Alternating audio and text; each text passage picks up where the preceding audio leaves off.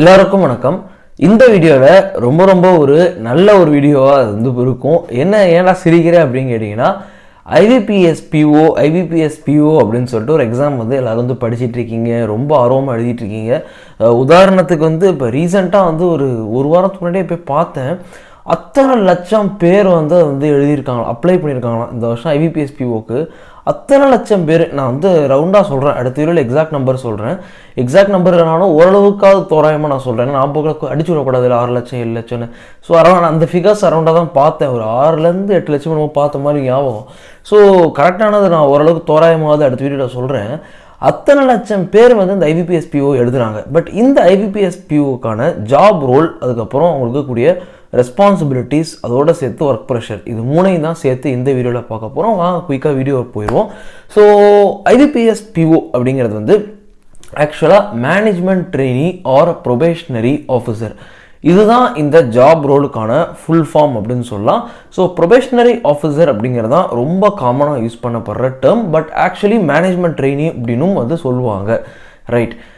Role and responsibility அது என்ன அப்படிங்கிறத பார்க்கணும். ஸோ ரோல் அண்ட் ரெஸ்பான்சிபிலிட்டி பார்க்குறதுக்கு முன்னாடி ப்ரொபேஷனரி ஆஃபீஸர் அப்படிங்கிறது பேரளவுக்கு தான். பட் பெரும்பாலும் அதாவது இந்த முதல் ஒரு 3 மந்த்ஸு, அந்த 3 மந்த்ஸை விட்டு நீங்கள் பார்த்துட்டீங்க அப்படின்னா பெரும்பாலும் ப்ரொபேஷனரி ஆஃபீஸராக இல்லாமல் பியூர்லி ஆஃபீஸராக தான் நீங்கள் ரோல் ப்ளே பண்ணுவீங்க. அதுவும் உங்களுடைய பிரான்ச்சஸ்லாம் சின்ன பிரான்ச்சஸாக இருக்குது அப்படின்னா கண்டிப்பாக நீங்கள் ஆஃபீஸர், ஸ்ட்ரைட்டாகவே ஆஃபீஸராகவோ அசிஸ்டன்ட் மேனேஜராகவோ தான் அந்த ரோலை தான் நீங்கள் ப்ளே பண்ணுவீங்க. ஸோ இதுதான் job role. So job role அப்படிங்கிறது ப்ரொபேஷனரி ஆஃபீஸர் அப்படிங்கிறது அசிஸ்டன்ட் மேனேஜருக்கான ரோல் தான். ஓகேவா? ஸோ ப்ரொபேஷனரி ஆஃபீஸர்னால் என்ன? ஒரு ஆஃபீஸர் போஸ்ட்டு உங்களை ப்ரொபேஷனில் வச்சுருக்காங்க. ஸோ நீங்கள் கன்ஃபார்ம் ஆனதுக்கப்புறம் அது ஆஃபீஸர் ஆயிரும். ஆஃபீஸருங்கிறது it's nothing but assistant manager. Assistant மேனேஜர்னால் என்னென்னா மேனேஜருக்கு அடுத்த ரோல். மேனேஜர் இல்லைனா நீங்கள் தான் மேனேஜர், அதான் அதோட அர்த்தம். ஸோ உங்களால் புரிஞ்சுக்க முடியும். ஒரு பிரான்ச்சில் மேனேஜர் செய்யக்கூடிய அத்தனை வேலைகளையும் நீங்கள் செய்ய வேண்டிய சூழ்நிலை வரும் அப்படின்னு கூட சொல்லலாம். ஏன்னா நான் பார்த்துருக்கேன், எனக்கு தெரிஞ்சு ஒரு ஸ்கேல் 1 ஆஃபீஸர் அவருக்கு, ஏன்னா ஒருத்தவங்க கிடையாது, நிறைய பேரை பிரான்ச் மேனேஜராக போட்டு பிரான்ச்சுக்கான மொத்த நிர்வாகத்தை அவங்கள்ட்ட விட்டதெல்லாம் நான் பார்த்துருக்கேன். அது கண்டிப்பாக சின்ன பிரான்ச்சாக தான் இருக்கும், அதனால் நீங்கள் பயப்பட வேண்டியதில்லை. ஸோ என்ன சொல்ல வரேன் அப்படின்னா, நீங்கள் நெக்ஸ்ட் டு மேனேஜர். ஸோ உங்களுடைய ரோல் எல்லாமே மேனேஜருக்கு அடுத்தபடியாக தான் இருக்கும். பல நேரங்களில் மேனேஜருக்கு சமமாகவும் இருக்கும். ஓகேவா? இதுதான் ஜாப் ரோல். ஸோ ரெஸ்பான்சிபிலிட்டிஸ் அப்படிங்கிறது என்ன அப்படின்னா, கிளரிக்கல் அவங்க போஸ்ட் பண்ணுவாங்க, நீங்கள் ஆத்தரைஸ் பண்ணுற மாதிரி இருக்கும். இந்த இடங்களிலையும் ஒரு சில குரூஷியலான ஒர்க்ஸ் எல்லாம், இம்பார்ட்டண்ட்டான ஒர்க்ஸு அதெல்லாமே நீங்கள் போஸ்ட் பண்ணுற மாதிரியும் இருக்கும். மேனேஜர் அவங்க ஆத்தரைஸ் பண்ணுவாங்க, அந்த மாதிரி இருக்கும்.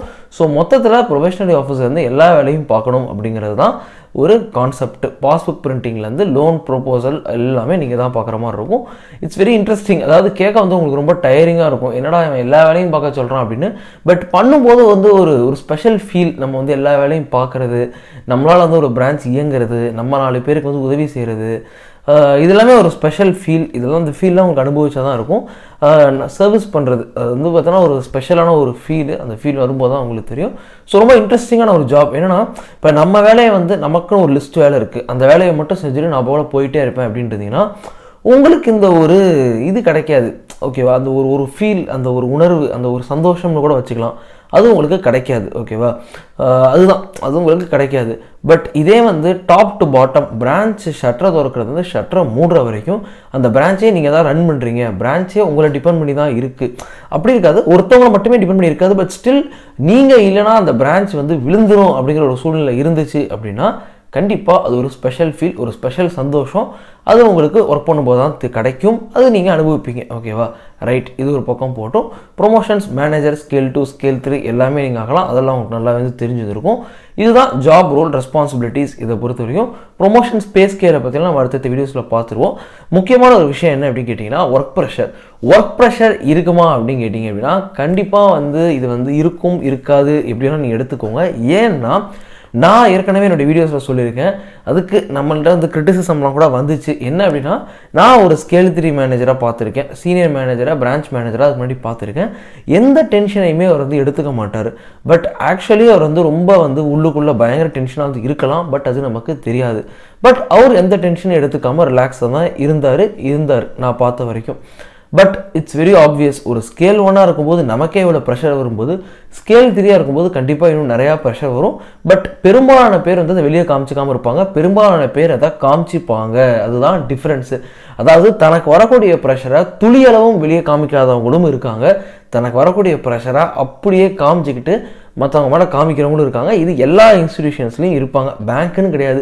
நீங்கள் ஒரு ஐடி கம்பெனிக்கு போங்க, ஐடி கம்பெனிக்கெலாம் முன்னாடி நிறையா பார்ப்பீங்க, ரைட்டுங்களா?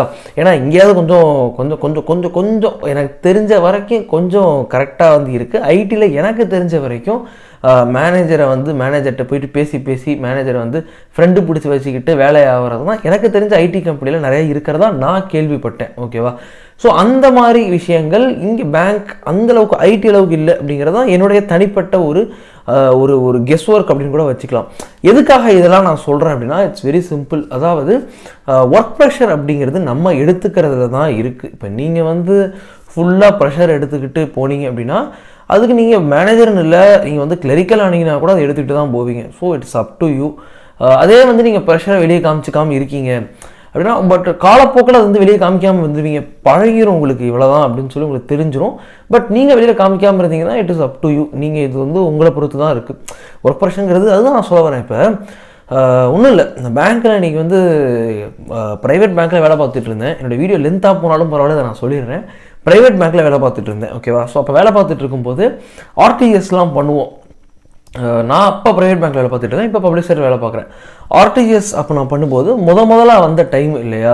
ஸோ நம்ம வந்த டைமில் வந்து எடுத்த உடனே நம்ம வேலையில் வந்தால் விட மாட்டாங்க, கொஞ்சம் ட்ரைனிங் கொடுப்பாங்க. உள்ளுக்குள்ளே ஒரு 15-20 நாள் வச்சு ட்ரைனிங் கொடுப்பாங்க. அப்புறம் ஸ்லோவாக கஸ்டமர்ஸை கொண்டு வந்து விடுவாங்க அப்படின்னு நினச்சா டே 1ல் கஸ்டமருக்கு முன்னாடி ஸ்ட்ரைட் கவுண்டரில் இறக்கிட்டாங்க.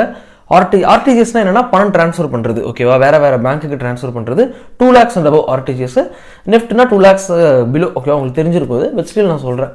இந்த ஆர்டிஜிஎஸ் அண்ட் என்இஎஃப்டி நான் பண்ணும்போது நைட்டில் எனக்கு தூக்கம் வராது. ஓகேவா? இப்படியே ரிப்பீட் ஆகிட்டே இருந்துச்சு. நைட்டில் தூக்கம் வராது, யாரை கரெக்டாக அனுப்பணுங்கிறது தெரியாது. அவள் போய் எங்கள் அந்த மேனேஜர்கிட்ட போயிட்டு வந்து சொன்னேன், எப்படின்னா வச்சுக்கோங்க. ஓகேவா? சொன்னேன். அவர் வந்து அதுக்கு என்னப்பா பண்ணுறது, மிஷினில் கை விடுறோம், கை போச்சுன்னா என்ன பண்ணுறது அப்படின்னாரு. ஸோ இது ஒன்று. அதே மாதிரியே வந்து பார்த்தோம் அப்படின்னா என்னுடைய ரிலேட்டிவ்ஸ்டெல்லாம் வந்து சொல்லும்போது அவங்க ரிஸ்க்காக இருக்குது அப்படின்னு சொல்லும்போது சொல்கிறாங்க, ரோட்டில் நடந்து போயிட்டுருக்க அது ரிஸ்க்கு தானே அப்படின்னு கேட்குறாங்க. ஸோ இந்த மாதிரியான பதில் வந்து பல பேர் வந்து சொல்லுவாங்க, ரோட்டில் நடந்து போயிட்டுருக்கோம் அதுவே ரிஸ்க்கு தான் அப்படின்னு சொல்லி. ஸோ அந்த மாதிரியான ஒரு ரிஸ்க்கு தான் அது. இதில் இன்ட்ரெஸ்டிங்கான விஷயம் என்னென்னா, ஏடிஎம்மில் செக்யூரிட்டியாக ஒருத்தவங்க வேலை பார்க்குறாங்க. ஓகேவா? நைட்டாக அவங்கள அடிச்சுட்டு பணத்தை எடுத்துகிட்டு போகிற ஆளுங்களாம் இருக்காங்க. ஸோ எல்லாமே ரிஸ்க்கு தான். ஸோ அப்படி இருக்கும்போது இதுவும் ரிஸ்க்கு தான். ஓகேவா? இதுவும் ரிஸ்க்கு தான், இதுலேயும் ஒர்க் ப்ரெஷர் இருக்க தான் செய்யும். இது எல்லாத்தையும் விட தூக்கி சாப்பிட்ற ஒரு மேட்டர் உங்கள்கிட்ட சொல்கிறேன். இப்போ ரீசெண்டாக நான் வேலை பார்த்துட்டு இருக்கும்போது ஒரு லேடி வந்து அக்கௌண்ட் ஓப்பன் பண்ண வந்தாங்க. அக்கௌண்ட் ஓப்பன் பண்ணி தான் நினைக்கிறேன் வந்தாங்க. மறைச்சி கொஞ்சம் கையை வந்து டவல் கட்டி மறைச்சி கொஞ்சம் அக்கௌண்ட் ஓப்பன் பண்ண பயோமெட்ரிக் வைக்கிறது அதெல்லாம் பண்ணிட்டு இருந்தாங்க. ஸோ நான் கேட்கல, துண்டு போட்டு மறைச்சிருந்தாங்க. நான் இந்த மாதிரி விஷயங்கள்லாம் பெருசாக கேட்க மாட்டேன். அதாவது இந்த மாதிரி கேட்க மாட்டேன். மற்றவங்க மனசை வந்து பாதிக்கிற மாதிரி விஷயங்களை நான் பெரும்பாலும் அவாய்ட் பண்ணிடுவேன். கம்ப்ளீட்டாக அவாய்ட் பண்ணணும்னு நினைப்போம், பட் அவாய்ட் பண்ணிடுவோம் நான் விட்டுட்டேன். அதுக்கப்புறம் இந்த கையில் ஐ திங்க் ஏதோ ஒரு கையில் வந்து ஃபிங்கர் பிரிண்ட் எடுத்துக்கல, இன்னொரு கையை எடுங்க அப்படிங்கும்போது அவங்கள்ட்ட கை இல்லை. என்ன விஷயம் அப்படின்னு கேட்டோம்னா, மிஷினில் வேலை பார்த்துட்டு இருக்கும்போது கையை விட்டு கை போயிடுச்சான்.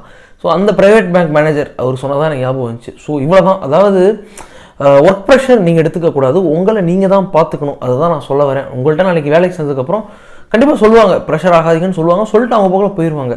நீங்கள் தான் உங்களுடைய ஹெல்த்து, மனநிலை, உடல்நிலை எல்லாத்தையும் நீங்கள் தான் பார்த்துக்கணும். உங்கள் ஃபேமிலியை நீங்கள் தான் பார்த்துக்கணும். ஓகேவா? அதுக்கு நீங்கள் தெளிவாகவும் ஸ்மார்ட்டாகவும் இருந்தால் தான் அது முடியும். ஸோ அதை இப்போயிலேருந்தே வளர்த்துக்கோங்க. ஸோ நான் ஒர்க் ப்ரெஷர் ஆயிடுவேன் சார், நான் இப்படி ஆகிடுவேன் அப்படின்லாம் தயவு செஞ்சு நினைக்காதீங்க. வேலை அப்படிங்கிறது லைஃபோட ஒரு பார்ட் தான். அதனால் எக்காரணத்துக்கு ஒன்றும் ப்ரெஷர்லாம் ஆகிக்காதீங்க. ப்ரெஷரானு இருந்தால் கிளரிக்கல்லையும் ஆகாதவங்க இருக்காங்க, சீனியர் மேனேஜராகியும் ஆகாதவங்களும் இருக்காங்க. ஸோ இது நம்மளை பொறுத்து தான் இருக்குது. ஒர்க் ப்ரெஷர் ஆகி அது வந்து இட்ஸ் அப் டு யூ. அதை பற்றி தயவு செஞ்சு ஒர்க் ப்ரெஷர் ஆகாதீங்க அப்படிங்கிறத நம்ம சொல்ல முடியும். IBPS PO பேங்க் வேலை பார்த்துட்டே இன்னொரு காம்படிட்டிவ் எக்ஸாம்ஸ் படிக்க முடியுமா அப்படின்லாம் வந்து கொஷின் கேட்டாங்க. அதுக்கான ஆன்சரும் இதுதான். நீங்கள் வந்து உங்களுக்கான டைம் ஒதுக்கி நீங்கள் படிக்கிறதுங்கிறது முழுக்க உங்கள் கையில் இருக்குது. அதுக்கு வந்து யாருமே அது பொறுப்பு கிடையாது. நீங்கள் தான் உங்களை நீங்கள் பார்த்துக்கணும். ஓகேவா? ரைட். என்னடா இவ்வளோ ஹார்ஷாக ஸ்ட்ரைட் ஃபார்வர்டாக ரொம்ப டேரெக்டாக மனசு கஷ்டப்படுற மாதிரி பேசலான்னுலாம் நினைக்காதீங்க. இன்னொரு வீடியோவில் நான் வேணால் டீட்டெயில்டாக உங்களுக்கு சொல்கிறேன். பட் உள்ளபடியே உண்மையை சொல்லணும் அப்படிங்கிறதுக்காக இதை நான் சொன்னேன், மற்றபடி வேறு ஒன்றும் இல்லை. நீங்கள் இன்னும் என் சேனலை சப்ஸ்கிரைப் பண்ணால் சப்ஸ்கிரைப் பண்ணுங்கள். என்னோட டெலிகிராம் குரூப் லிங்க் கீழே கொடுக்குறேன், அதில் வந்து ஜாயின் பண்ணுங்கள். ஏதாவது டவுட்ஸ் இருந்துச்சுன்னா கமெண்ட்ஸில் கேளுங்க. ஸோ அடுத்த வீடியோஸில் பார்ப்போம். இந்த வீடியோவை பற்றியான டீட்டெயில் எக்ஸ்ப்ளனேஷன் கூட இந்த வீடியோவில் தரேன். ஸோ அடுத்த வீடியோஸ் பார்ப்போம். டில் தென் பை ஃப்ரம் கிஷோர்.